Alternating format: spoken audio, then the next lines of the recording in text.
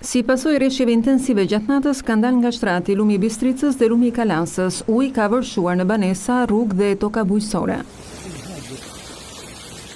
Përpos rreshjeve ka ndikuar edhe zjarret e verës, pasi janë ndjekur pyjet dhe lumet janë bërë më të rrëmbyeshëm. 4 familje janë evakuar në Delvin dhe 2 në Finiq, pasi uji në banesa shkoi në 50 cm. Në pamje po shihni momentin e evakuimit të një të moshuari në Mesopotam. Ndërsa lumi i Kalansës ka dalë nga shtrati në fshatin Shelegar duke vështirësuar kalimin në rrugën nacionale Saran Delvin dhe Kardiq. Kurreplaku i fshatit Shelegar tha se ura ishte ngushtë jashtë standardit, po kështu është ndërprer furnizimi me ujë në qytetin e Sarandës dhe në qytetin e Delvinës, pasi është turbulluar në burimet e Navaricës dhe puset në fushën e Vrionit. Nga prurjet e pasdites është rritur ndjeshëm niveli i ujit edhe në lumin Vjos. Nga ura e mifolit në Vosel, ministri i mbrojtjes Pirovengu thanë se situata vijon të mbetet kritike. Të gjithë treguesit tregojnë që duhet jemi në alert maksimal, nuk ka kaluar rreziku, përkundrazi. Rreshjet vijojnë edhe në pjesën më jugore të vendit që furnizojnë Vjosën në tërësi.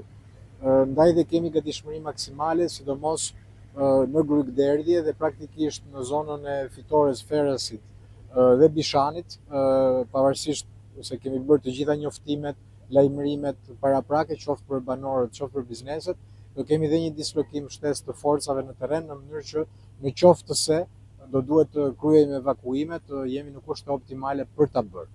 Në qarkun e Beratit, ujërat e Osumit kanë sjellë përmbytjen e rreth 20 hektarëve me ullishte në fshatin Veterik. Dalja nga shtrati i lumenve Dunavec dhe Devol në Maliq kanë përmbytur 10 hektar tokë bujqësore. Kisha 50 hektar patate. 10 hektar i kanë futur në shtëpi. I kanë pashitur. Kam edhe 20 hektar këtej. Deri tash 7 hektar i kam mbytur fare, edhe është në vazhdim.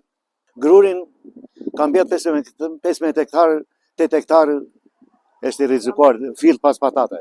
Jemi shumë në altë madh, duhet të ne s'kemi të vresë vedor as për vaditje këtu, as për kullime. Ministri mbeti pak orë se u mbyt të tokat të shiu s'na ka lënë, tash shteti vit shikoj kam 15 lymisër. Kaq më është përmbytur mua.